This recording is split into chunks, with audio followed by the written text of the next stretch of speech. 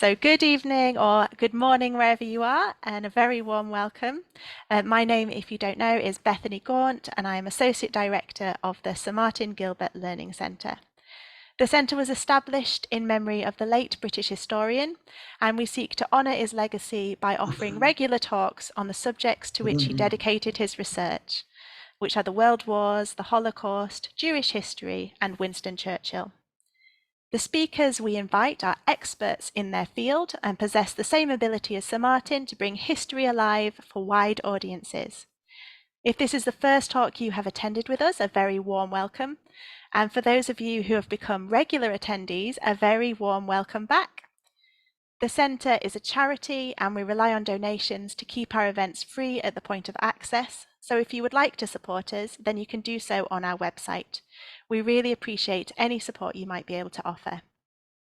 Now, I'm delighted to welcome tonight's speaker, Dr. Kate Vigurs. Tonight, Kate is going to be answering some questions on her excellent book, which is called Mission France, The True History of the Women of SOE, which you'll find online and in all good bookstores. As always, we'll try and answer as many of your questions as possible at the end, so please message those to me or the group chat throughout. Kate is a historian and author. She speaks regularly on the Second World War. She is a tour guide and she is director of the live historical interpretation company History's Made. Kate is joining us today from London, where she has already had a busy day. I'll just mute you a minute there, sorry. Where she's already had a busy day speaking at the RAF Club. Thank you very much for extending your day a little further for us. We really appreciate you joining us today, Kate. Welcome. Thank you. And I would love to kick off by asking, what led you to start researching and writing about the women of Special Operations Executive? First of all, thank you very much for having me. Great to see so many people here from all over the world. And yes, what started me on Special Operations Executive? Well, I started life as a performer, acting in a museum, and part of our job at the museum was to bring historical characters back to life. And I used to play people like Florence Nightingale or Annie Oakley, and I started to look for some new characters. Really, it was as simple as that. And I thought about the French Resistance, and through that found out about this organization called Special Operations Executive, and found out that these were, in some cases, not all, but British women who trained up here in the UK and then went out into France to undertake secretive missions. And I decided this was the sort of thing I would like to look into. So I wrote a script along with the curator at the Imperial War Museum. He helped me, and I fell down a rabbit hole. This was 20 years ago, and I'm still trying to scramble my way back out. I found it such a fascinating subject and just really enjoyed learning about these women. So I just carried on, and I still find it fascinating even today.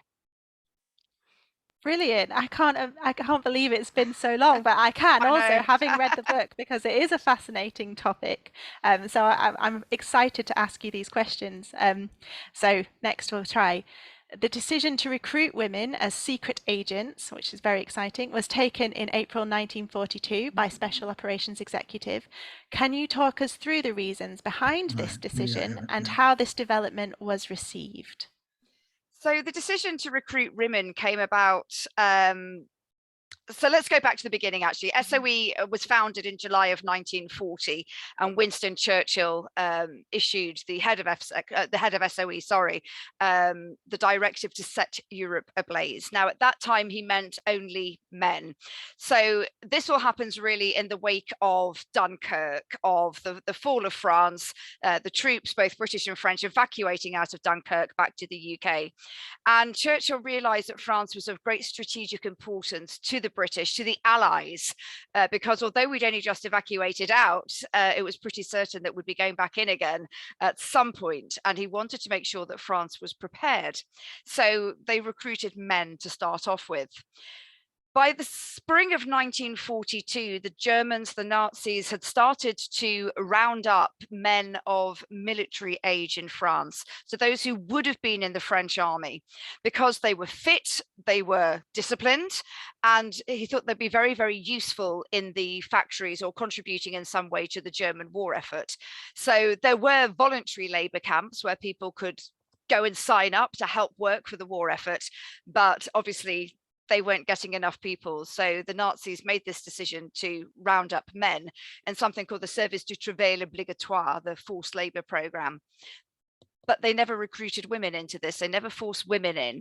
And it became very clear that it was easier, and I'm going to do that awful inverted commas because nothing is easy in the resistance, but it was easier for women to move around, to travel by train or on their bicycles, using their cover stories, which were things like district nurses or teachers or cosmetic representatives. They could travel around with relative ease, and that's why they decided to use women. I must admit, I spent a long time looking for a document that said, and we've made the decision to recruit women. And it transpires it was actually just a conversation between the SOE recruiting officer, a man called Selwyn Jepson, and the Prime Minister. And Churchill said, I hear you want to use women. Jepson said, yes, do you think it's a good idea? And Churchill said, yes, good luck. And they started to recruit women. So it was kept sort of on the down low, really. It was not. It was. I mean, this is a very secretive organization. Mm-hmm. A lot of people compare this to something like Bletchley Park, you know, with the Right. code breakers, but their way of recruiting was to put a very difficult crossword into a newspaper, and those that succeeded at that crossword could then go to work at Bletchley. But you can't put an advert into the paper saying, you know, secret agents wanted to apply within. Mm-hmm. So it really was kept on the down low, and their method then of recruiting was very secretive as well. So, yeah. Brilliant, thank you. There are some acronyms coming up which might need unpacking. No, that's okay. And I think that's the nature of the territory, isn't it? But my next question. Oh, sorry, somebody is. I'll just keeping you muted there. If you can all stay muted, that will probably help. We're getting quite a lot of feedback. There we go. Sorry, you describe in your book the links between the FANY and the SOE. Could you tell us a little more about this? So SOE is short for Special Operations Executive. So this is that I've just described, mm-hmm. This organization set up in July of 1940. So we just find it's a bit of a mouthful to keep saying Special Operations Executive. So that's SOE.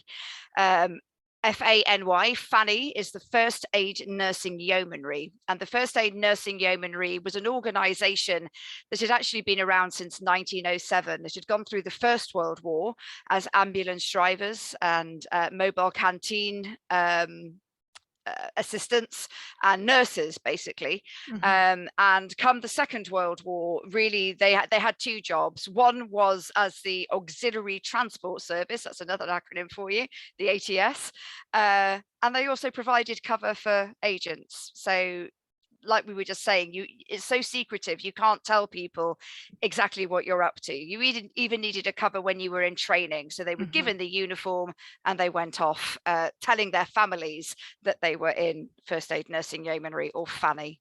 Brilliant. So a perfect disguise in many ways for those female agents. Yeah, brilliant. I found it really fascinating to read about how recruits were trained in your book, and it was interesting that there were no distinctions, by the sounds of it, made between male and female recruits in terms of their training. Can you share with us a bit about what new recruits faced during their training and what they were expected to master before entering the field? So training is my favorite thing, so mm-hmm. we can talk about this all day. The training is absolutely fascinating. So once the recruits had gone through the interview process, they would then be sent on something called the preliminary training course. Now, this joke might not land well on non-English ears. It's a very, British joke, but they say that SOE actually stood for Stately Homes of England, because all of the courses were held at requisitioned stately homes. So the preliminary course was held in Surrey, down in the south at a place called Wanborough Manor and later Winterfold House. In fact, I'm screen sharing here. I think I might even have some images of these houses. Do I? Yeah, there we go. So this is Wanborough Manor and Winterfold. So there, the course would last only about 3 weeks, and really it was to weed people out who weren't going to be good enough. They learned things like basic Morse code, basic weapons training, physical training. They learned security, and all the lessons were in French as well. So if their French wasn't good enough, I should point out that the SOE was active all over occupied territory. My book is specifically about France. So when I'm speaking, at the moment, I'm speaking about France. So they would go through this course. If they failed the course, they would then be sent to the paramilitary courses, which were up in Scotland. And the paramilitary course would last a few weeks, 2, 3, 4 weeks. And up there, they would learn commando style training. So they would learn hand-to-hand fighting, silent killing, unarmed combat. They'd learn how to live off the land, and they would learn basically how to survive, survival tactics of how to survive out in occupied Europe should they need to.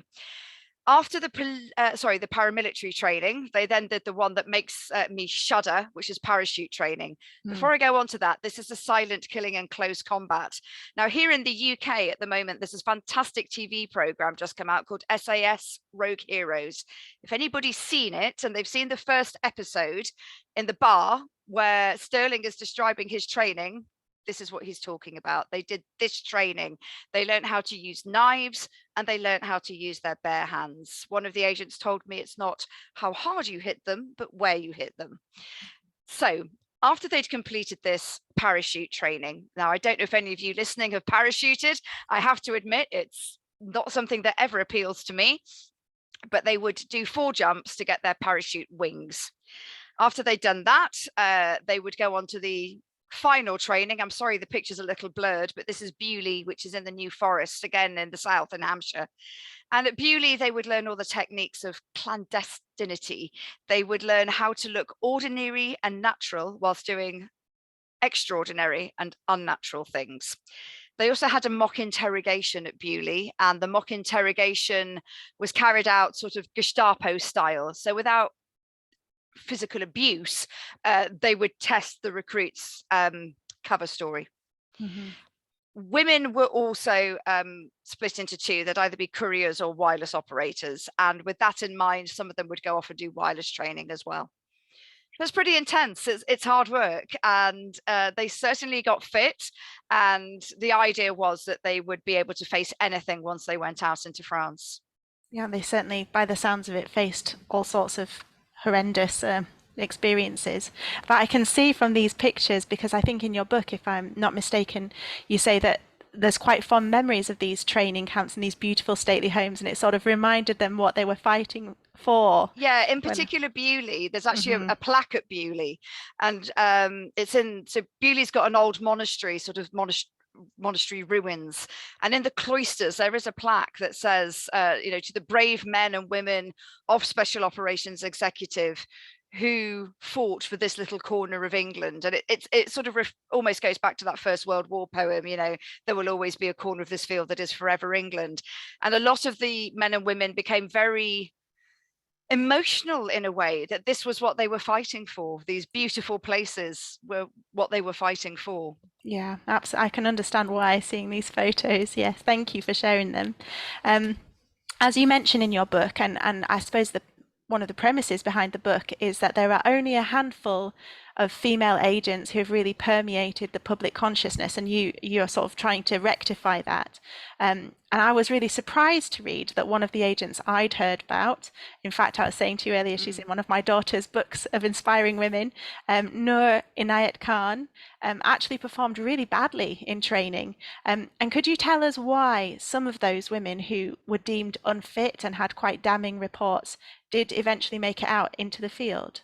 Yeah, so Noor Inayat Khan, I don't know that I've got an image of her actually, so I'll just stay on this one for now. Noor Inayat Khan was Indian. She was Sufi, which is a sect of Islam. And she was brought forwards because she was already in the Women's Auxiliary Air Force and she was a wireless operator. So her job, or what she was good at, was the Morse code and doing it very, very quickly. She had exceptionally good skills at it. And this is what brought her to the Special Operations Executive attention. They needed wireless operators. They needed to fly people out into France who would then act as a lifeline, if you like, between France and the UK. They would pass intelligence, they would ask for equipment, say what was going on, and so on. At the time that Noor came forwards, Paris was absolutely desperate. The Prosper circuit in Paris was desperate for a wireless operator. And although Noor's personality didn't necessarily fit, her skills did. The problem with the training reports for Noor are they say things like she was dreamy, she was not overburdened with brains, which isn't something that you want to hear, is it? And that she was unsuitable for work in the field.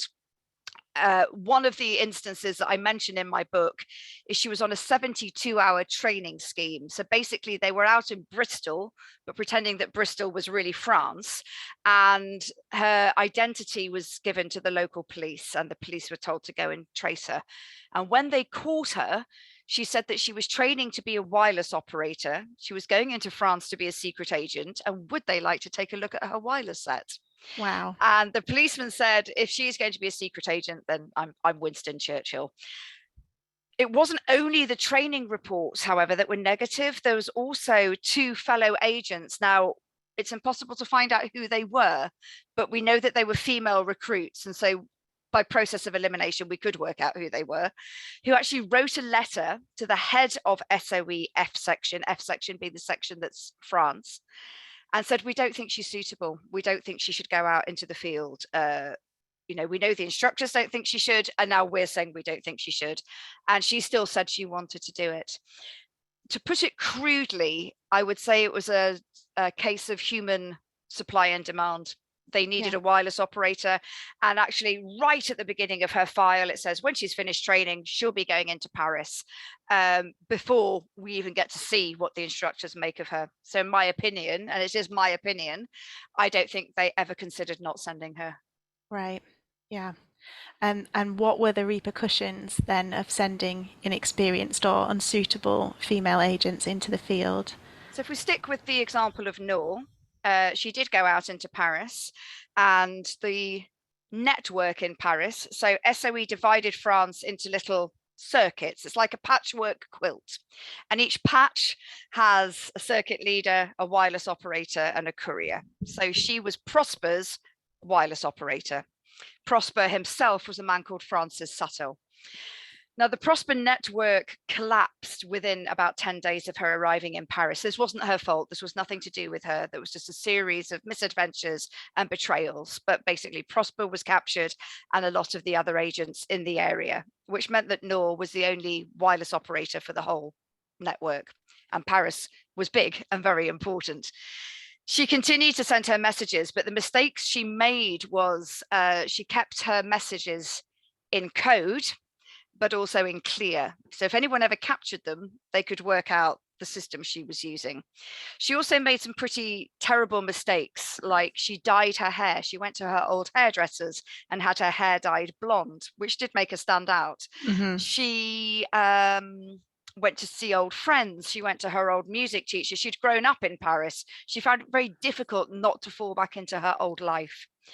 And eventually, when she was betrayed, she was caught with her wireless set, but also with the codes. Mm-hmm. And that meant that the Germans could then quite easily send messages back to headquarters, very easily, fooling them, convincing them that it was Noor sending the messages, and can we have some more agents? Can we have some more supplies?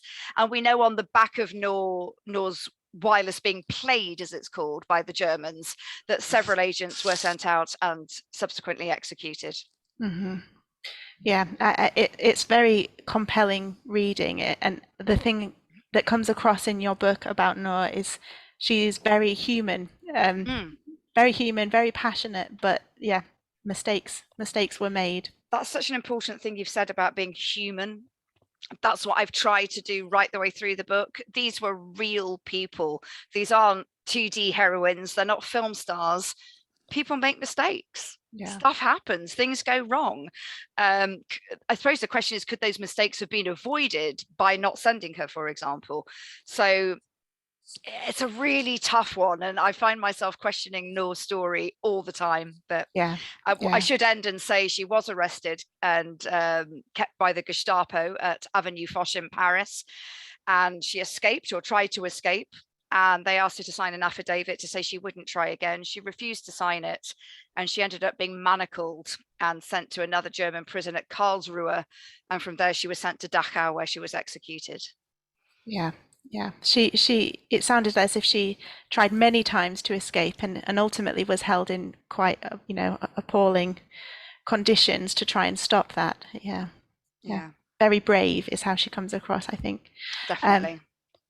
so we've touched on Noor, but there are plenty of examples in your book of when women exceeded the expectations of those around them, in a time which was, of course, very male dominated, as you've said. Was there an example that stuck out to you when you were writing the book of one woman in particular? So one of my favourite agents was a lady called Pearl Witherington. I was very fortunate to meet her as well. Pearl used to work in the Paris Air Attaché, and after the fall of France, she escaped to Britain. She worked for the Air Consulate, thought it was very boring, and finally found herself recruited into Special Operations Executive. She was sent out to France, and she worked alongside a man called Maurice Southgate. He was her circuit leader. And when Maurice Southgate was arrested, Pearl found herself in charge not only of the network of that patch of the patchwork quilt, but she also found herself in charge of the Maquis. Now, the Maquis were the men, I mentioned the forced labor program at the beginning. What I should have said was those who didn't want to be rounded up actually made an active decision to form pockets of resistance, and they were known as Maquis. Pearl found herself with 3,000 of them to look after. And they were all men, and they were all French. And the French didn't just want to fight the Nazis, they wanted to fight the Gaullists and the communists and the Cheminots. They all argued amongst each other. And it was Pearl's job to try and stop them. And she actually divided them into little groups, and each group had a leader. And every morning, the leader had to report to Pearl and tell them what was going on. And, she told them to please stop stealing each other's food and to stop putting down each other's tents and, stealing each other's hand grenades. And she basically managed it like I imagine an Arcala would manage a scout troop, but this is 3,000 men. In the meantime, she was radioing back to England saying, send me a male leader. They don't want a woman in charge, send me a man. They never sent her a man. And she got that resistance group through D-Day, practically unscathed. And when the Jedburgh teams arrived after D-Day, the Jedburgh teams were teams of three, an American, an Englishman, and a Frenchman. They arrived and they said, "We're here." And she said, "Well, it's a bit late now. I've done it all. Thank you anyway." And at the end of the war, they awarded her the Civil MBE, and she sent it back saying, "I have done nothing civil." Brilliant. An amazing achievement. Yes, she definitely stands out. I'm not sure I do. Do I have one of Pearl? Yes, here she is. And amazing that you got to meet her. Pearl is in the picture of all of them in uniform. Pearl's the one next to the bloke in the ridiculous trousers on the far right-hand side. And yeah, that's an image of me meeting her as well. Oh, wow. That's lovely. Thank you. Onto a very much less lovely topic. I wondered if you could explain what the Nazis' night and fog decree meant for several of the women of SOE, because you write about this in your book. Yeah, so it's called the Nacht und Nebel decree, the night and fog. So anyone who was caught resisting in any way, shape, or form, so listening to the BBC on the wireless, providing false propaganda, producing newspapers, blowing up factories, railways, telecommunications, any resistors were decreed Nacht und Nebel when they were arrested. What this meant was that there would be no record kept of what happened to them once they were within the prison system. So Ordinarily, in France, they would be taken for interrogation at a Gestapo headquarters within one of the main towns. And without trial, without cause, without reason, a lot of them would then be deported to the concentration camps. For the women, these camps included Ravensbrück, which was just outside of Berlin. And then we also have women being taken to Natzweiler and Bergen-Belsen and Dachau. They're slightly different. But regardless of that, if and when they were executed, there would be no record kept of them. And it basically meant that they would just disappear into the night and fog. There would be no way of tracing them. Their families would never know what happened to them. And they would almost evaporate. Yeah, particularly hard when you're trying to, for the families, when you're trying to piece together what's happened Absolutely, yes. to your loved ones. Yeah, that was a very moving part of your book, I felt. But even inside those Nazi camps, you talk to us about, or you write about the women who continue to show remarkable spirit. And I really liked the episode you describe of Eileen Nern. That stood out to me. Can you share that with us? Is that the one where she's breaking stuff? Yes. Yes. So a lot of the women were sent to Ravensbrück, and Ravensbrück had several subcamps, including factories like the Siemens factory and various factories that involved slave labor. And I think she was working on aircraft parts, if I'm not mistaken. Mm-hmm. And they couldn't really find a way of resisting. They were being watched, they were being starved, they had the most dreadful conditions. But she deliberately broke the little parts that she was making, or she would deliberately let something through the checks, to make sure that they're quality checks. Mm-hmm. Let something through that was sub-quality, and she said it was all right. Quiet sabotage. She thought to herself, that little bit of that aircraft, somebody's eventually going to fall foul of whatever goes wrong there. So she did deliberately break things. She was caught on one occasion, I believe, and they stopped her rations, which, as I'm sure most of you will be aware, were barely anything anyway. And they shaved her head as well. I was going to say, right. They shaved her head as a punishment. That. Yes. Yeah. But she carried on. Yeah, I do like really that. Really remarkable lady to have the guts to resist, even at the when you're at your lowest ebb, to still have the bravery to do that. A tiny amount of empowerment, yes, self-given. Yeah. Let me find. So you recount how 3 female agents returned to liberated France between September 1944 and March 1945 as part of the Judex mission. I don't know if I'm saying that right. Could you tell us about the aims and objectives of this mission and why the women were selected? It's an odd one, the Judex mission. So after the liberation of France, once Paris had been liberated, the world was still at war. It wasn't over. And yet a man called Maurice Buckmaster, who was the head of SOE F section, the organization for who these women were working, made the decision that he wanted to go back out to France and to thank the local people who had assisted his agents. Be this in terms of shelter or food, accommodation, or lending them money, giving them covers. So anybody who had assisted, they wanted to go out and help, or to say thank you, I should say.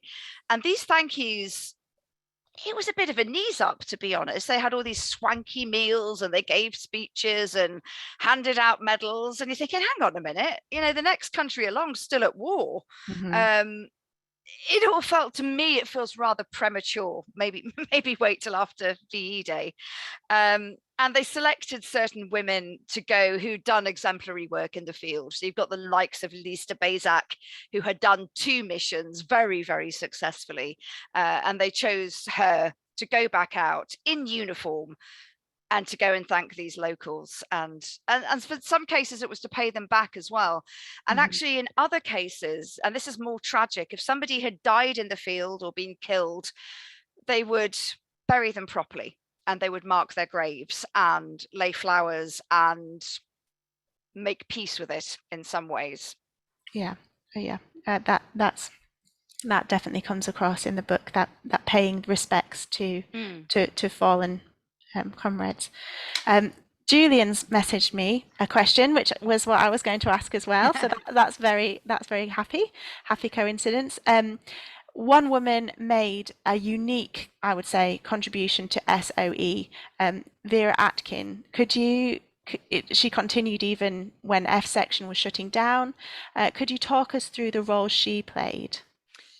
So Vera Atkins was essentially the second in command to Maurice Buckmaster. She was his M, if you like. She worked alongside him, and one of her main jobs was to support the women through training and in pastoral care. So when they were preparing to go out into the field to make their wills, for example, when Nor was sent that letter, it was Vera who sat with her, helping her make the decision if continuing with work within SOE was the right thing for her to do. And Vera became very attached to the women. And I'm going to put a caveat in here. She also knew all of the men. F section deployed 480 agents, 39 of whom were women. And people always remember the work she did for the women, but I'm going to caveat that she did it for the men as well. So there's a quote here: missing presumed dead was a terrible verdict. So once an agent was captured, more often than not, news would be sent home that they were missing in action. And that would be pretty much the last they would hear of it, unless intelligence could be gathered from resistors still out there working the ground. But more often than not, this night and fog came into play and they just disappeared. After the war, 118 members of SOE F section were missing, presumed dead. And she just said, that's not good enough. I don't accept that as a verdict. I want to go and see what happened to them. And SOE closed its office doors in 1946, and she found it difficult to get funding from them because they knew they were closing. And so she became part of the judge advocates group, and she went out to Berlin. She went out to Baden-Baden at first, and then out to Germany, I should have said. And in Germany, she started to try and trace these agents, to visit the camps where they might have ended up, to interview Gestapo officers and camp guards and fellow prisoners. And amazingly, she managed to trace 117 out of 118 missing. Wow. And that last one, she thinks, absconded with the money that he had in his parachute belt and went off to a casino and lived the life of Riley. So she traced all of them. Now, there were mistakes made. There was a case of mistaken identity, funnily enough, in the case of Noor Inayat Khan. But other than that, she did an absolutely remarkable job. She informed the families. She was present at the war trials. She did everything she could to stop it becoming hysterical in the newspapers. And yeah, without her, we wouldn't have an ending to this story at all. Amazing. Yeah, it sounds as if she was completely relentless in that search when everyone else was prepared to just absolutely have that missing presumed dead I can't think of my words. Verdict is the word. Yes. There was and there remains some controversy about the awards offered to a number of the female agents, which you touched on earlier. Can you tell us about that a bit more? Yeah. So after the war, I'm aware that not all of you are British, so our decoration system is very complex here in the UK. And the Victoria Cross is the highest decoration for gallantry. But the caveat of the Victoria Cross is you must be in uniform and in face of enemy action. These people were not in uniform. They were in civilian clothing, operating beyond the Geneva Convention. So even within the Geneva Convention, it was clear that if they were caught, they could be killed because they were in civilian clothing.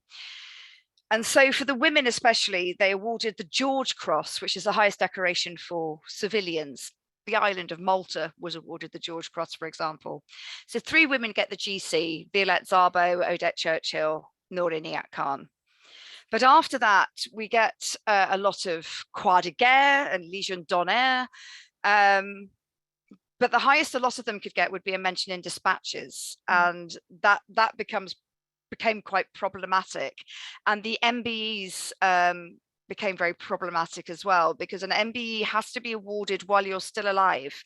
And some of the citations were given after the women had died.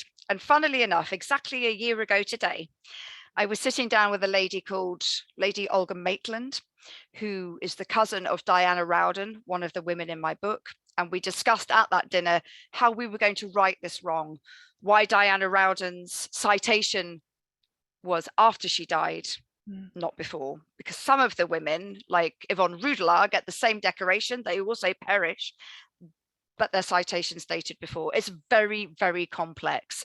And in the 60s, there was a whole furore about these women should be given the Victoria Cross. You know, the George Cross wasn't enough. And there are files upon files of trying to change these decorations. I think it's still very much discussed today whether they were given the right recognition. And my argument is, at the time, in the 1940s, the times we're talking about, yes, they probably were. But obviously our modern sentiments come into it now and things change. Yeah. As you were writing the book, did you feel that there were certain women you would like to single out for different awards? That's a really good question. I hadn't thought about it before. Putting you on the spot there, as I sorry. say, you know, this Diana Rowden thing really began to irk me once I found out about it. Why, just because of the date, why is it so different? And, you know, by the end of that meal, we were all guns blazing. Sadly, we haven't managed to do a lot about it yet. But yeah, I think I do think there should have been more George Crosses. I believe that people like Pearl Witherington, who led her entire Maquis through D-Day, probably should get more recognition than she did. So yeah, there probably are a few. We'll see what happens over the coming years. Got me thinking now. What action you take. We've got some lovely questions coming in. So we're asked, was there an age range or requirement to become one of these agents? No, there wasn't. The youngest was 19. She was called Sonia Butt, and I'm actually sitting in the RAF club as we speak tonight. And she got married here and became Sonia D'Artois. She married a man called Guy D'Artois, who was French Canadian. The eldest was 51 years old. She was Marie-Therese Le Chêne. And then in terms of, was it requirements? Yes. No. The three things you needed to be in F section were to speak French fluently, to blend in with the French countryside and way of life, and having a desire to rid France of the Nazis, and having patriotism for both France and Britain. Those were the requirements. In terms of class, you've got people who worked in Woolworths through to Polish countesses and everything in between. So there's no class differentiation either. Amazing. That's fascinating. Thank you. Someone's just asked a question that I would also like to know the answer to. I was going to ask this. Did Vera Atkins get an award? To briefly return to awards. I honestly can't remember off the top of my head what it was. But she did get some recognition. She did, yes. Yeah. Yes. Well deserved. She's getting lots of recognition in weird ways now. There's a film on Netflix called A Call to Spy, which features the character of Vera Atkins.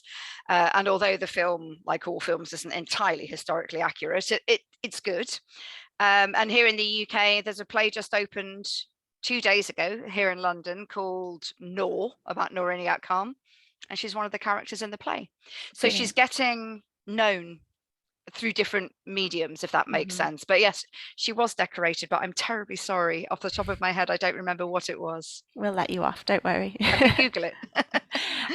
Eugene's asked, can you tell us anything about the extraordinary Dr. Josephine Butler, the only woman member of Churchill's secret circle agents, answerable only to him, and whom he nicknamed JB? I'm just going to stop screen sharing so we can, there we go. That's a very difficult question to answer because I've read evidence to suggest that she wasn't actually a spy at all. She claimed that only Churchill knew her, which I just don't think could have been the case. Is this the one, Cyanide in My Shoe? I think it is.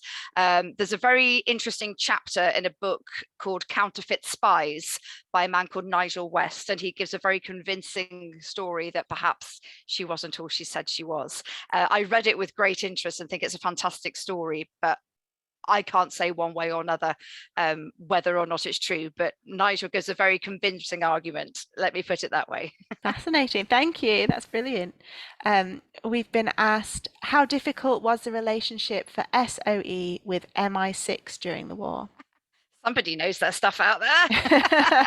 It was tortuous. They hated each other. So MI6 basically controlled the SOE radio waves for the first 2 years of its existence. They wouldn't allow them to have their own receiving stations. And so they would traffic all of their wireless messages and would only pass on what they thought was relevant, which seems incredibly dangerous given that they were two separate organizations. And of course, MI6 had been in existence for quite a long time at this point. It had a recruitment system, it had a way of training agents, it had experience of putting these people out there in the field. And suddenly along comes SOE, and it's like, here we are, we're going to recruit all these people and basically do the same job. And MI6 considered them to be a bunch of amateurs. They really didn't like them. To such an extent that sometimes they would go on the same mission, even on the same night, and it would just depend who got there first. One wow. example of that is the Cockleshell Heroes, where they put the limpet mines on the German ships. SOE and MI6 went out on the same night to do that. So they despised one another. It just sounds fairly counterproductive, really. It's just a waste of resources. Yeah. We've been asked, I have read of the French sabotaging US efforts in France, blowing up trains, destroying gas lines, etc. Was there any involvement of these women in countering this sabotage? Is that in the American services? Yes. Yes. So you've got the Office of Strategic Services, which is the American equivalent of the OSS. There are several women involved in that. I don't know the number off the top of my head, but perhaps the most famous one was a lady called Virginia Hall, who's also in that film, A Call to Spy. She first worked for SOE. She's an incredible lady, very resourceful.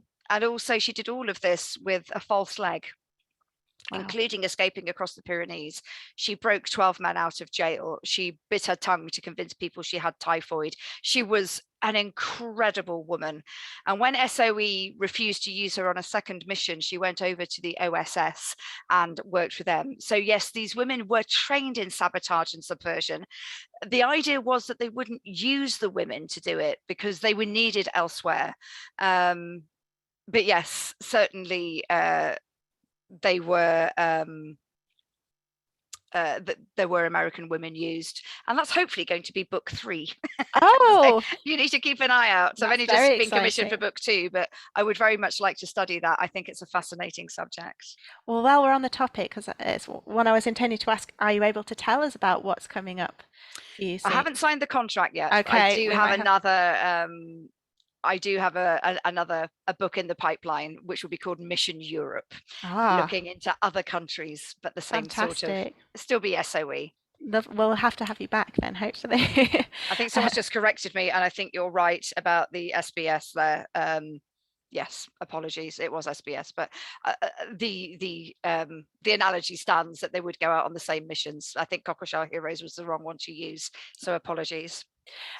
We've got a very interesting question here. Did any of the SOE operatives report back on what was happening to the Jewish community in France? Yes, they did. Virginia Hall, who I've just mentioned, was actually the first female agent out into France.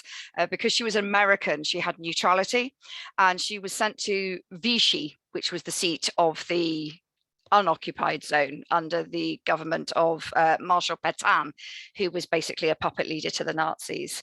And she did report back about the growing anti-Semitism. She did report back on the Nuremberg laws coming into force, for example.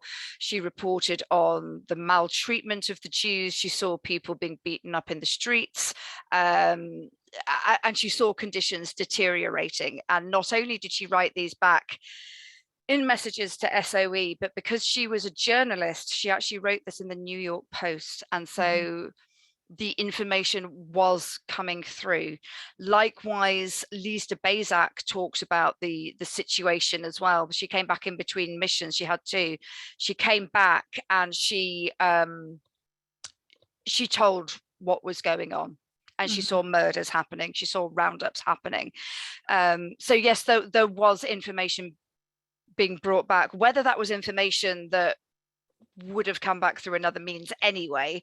I've just been reading a wonderful book called Travelers in the Third Reich, and these people who go on holiday to Germany basically in the interwar period and noticing the rise in anti-Semitism. So I'm not sure if this information was common knowledge anyway back across here in England or in the States or wherever.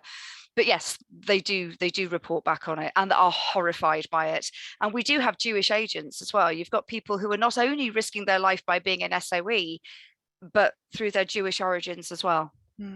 Amazing. Thank you. We've got so many good questions, so it's clear that everybody is very interested in your work, which is lovely.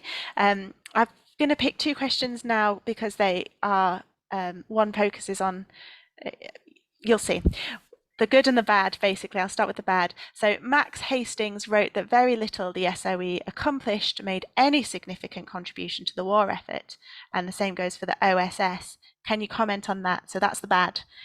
Did they achieve anything? Yes, I don't agree with that at all. What I keep using the word caveat, I've come up with that one tonight. What I will say is that for anything positive done, there was always a negative repercussion, and that was essentially reprisals against the local population. People were rounded up indiscriminately in the streets and executed, or people would be taken from their prison cells and murdered as a result of sabotage. That said, the thing that I always say was the success of SOE was D-Day. We know a lot about the Allies landing on, someone's just come straight in and is agreeing with me. Thanks, Julian, I agree with you. SOE was so important around D-Day. We focus a lot on the Allies coming in on the beaches at Normandy, but if SOE hadn't prepared the ground in the interior by blowing up train lines, I think they blew up something like 900. I can't remember the exact number, and I normally can. They blew up train lines, they cut telecommunications lines, they blocked roads. So when the Germans, the Nazis, realized that the Allies were arriving in Normandy, they mobilized the secret armies within the interior. And I think of it as a pincer movement. By stopping the trains, they can't travel anywhere. The Germans cannot mobilize as quickly as they would like to. By blocking the roads, even something as simple as putting a caltrop on a little spike, they can, block the roads. And also by cutting the phone lines, it drove the Germans back onto the wirelesses. We'd by then, not me personally, but the Allies had cracked Enigma by that point.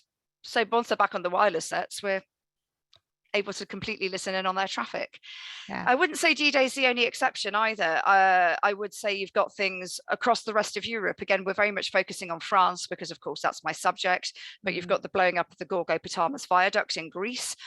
You have the blowing up of the machinery in the Norsk Hydro plant in Norway, which was the where the Germans were making heavy water that would have formed the atomic bomb. And there are several other examples as well of very, very successful sabotage. One of the best things SOE invented is something called blackmail sabotage. So instead of having the RAF, and I am in the RAF club, so I need to keep my voice down. Instead of having the RAF coming over and carpet bombing, they would blow up factories from within. They would convince the factory owners that it would be destroyed one way or another, but if they destroyed it from within, there wouldn't be any collateral damage. It would just blow up machinery. And I think that's an incredibly important and clever thing that they invented there.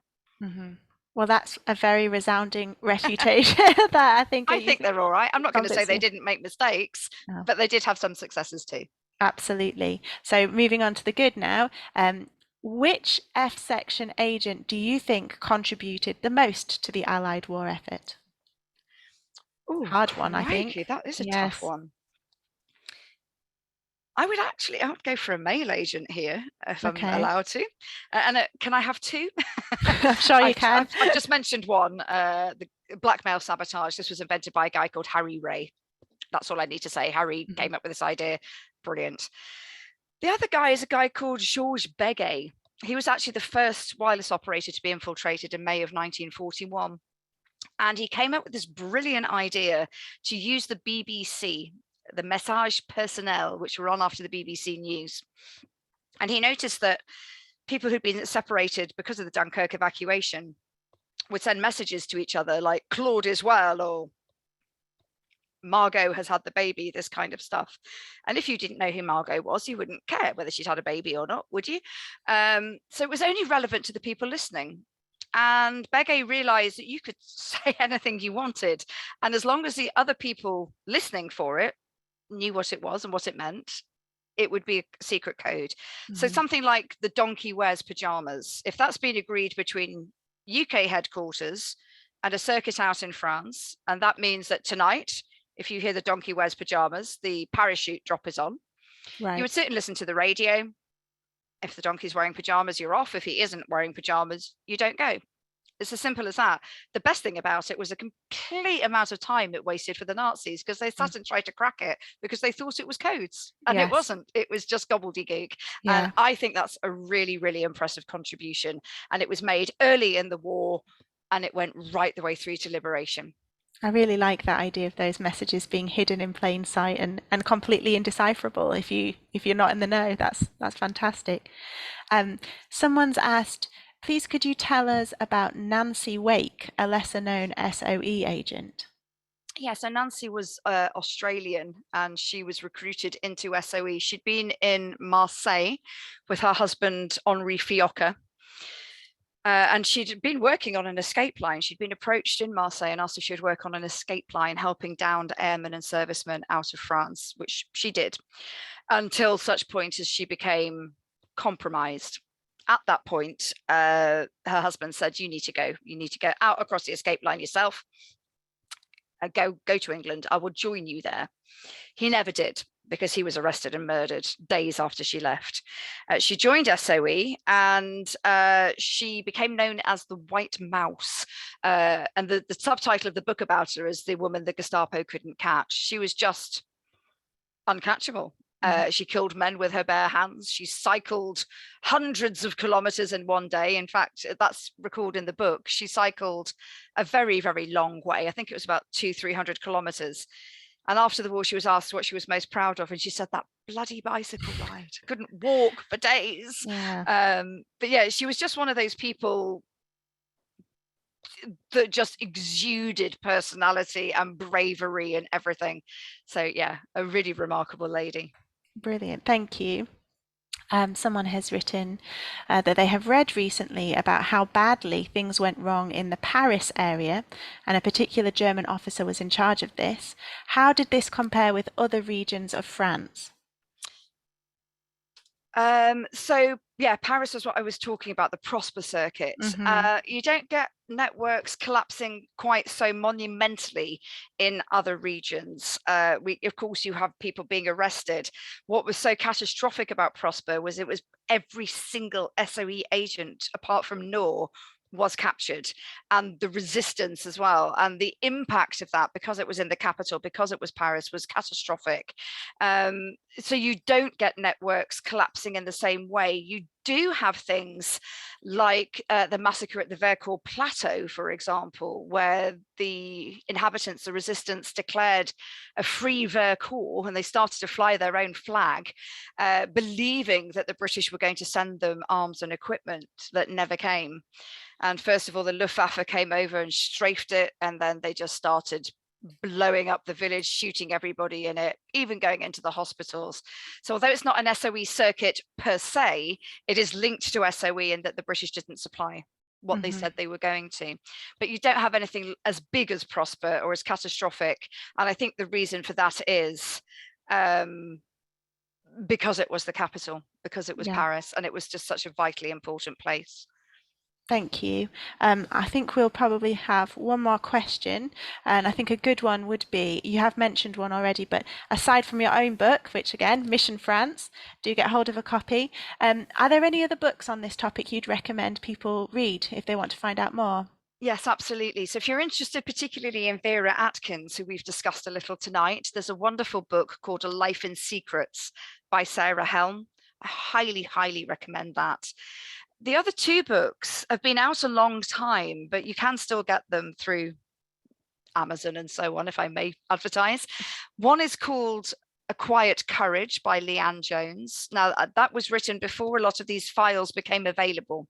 A lot of my research is based in the National Archives because there's not a lot of material about these women. You know, it says in the beginning of my book, we lost 85% of the files in a fire. The other book is an American lady called Rita Kramer, and it's called Flames in the Field. They're the books that inspired me to start off on all of this. Mm-hmm. Brilliant. Oh, they sound well worth a read. Thank you very much. You're welcome. And a final question. How many of the female agents did you get to meet?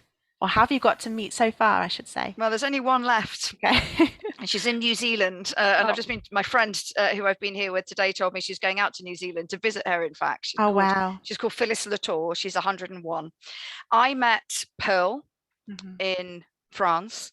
I met Yvonne Baisden, who I became very good friends with, in fact, right the way through till she passed away. I was present at her funeral, which was a real honor. And I did meet Nancy Wake. I wasn't allowed to interview her, but I did meet Nancy with the famous gin and tonic in hand. She was renowned for her love of G&T. And then I met some of the male agents too. I met some of the Lysander pilots. I met MRD Foote, the official SOE historian, who, although he wasn't an agent, he's a very, very important part of our story. So yeah, I've had a wonderful time meeting some truly amazing people. That's fantastic. Thank you very much. And Kate, thank you so much for joining us today. I know you've had a very long day. Thank you for inviting me. Not at all. I've enjoyed it. So well-earned rest for you now. We've really enjoyed all of your questions as well, everyone. So thank you for sending those. We look forward to Mission Europe. Hopefully we'll hear more about that soon. If you enjoyed tonight, we do have a couple more talks coming up. We've got one in person in London next week, which is on the SS Officer's Armchair. And we have another Zoom one on the 29th of November, which will be on prisoners of war in Europe. So do join us for those. But all that remains to say is thank you again, Kate, and I hope you have a restful rest of evening. Thank you very much. It's been a pleasure to meet you all. Thank you for joining me. Thanks, everyone, and we'll meet again soon, I hope. Bye-bye. Thank you. Bye-bye.